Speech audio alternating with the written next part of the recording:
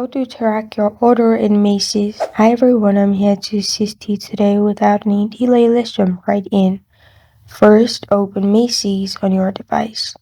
Here, scroll down to the bottom. Then you'll find Order Lookup. Click on Order Lookup in here. After you click on Order Lookup, it will lead you to this page. Here you'll find View Your Purchase History. You'll find all your purchase history in here. After you find your purchase history, simply click on the order you want to track, as you'll find all the orders available. After you click on your order, at the bottom you'll find Track Your Order or Order Status. You can simply click on it and you will be able to view your order status.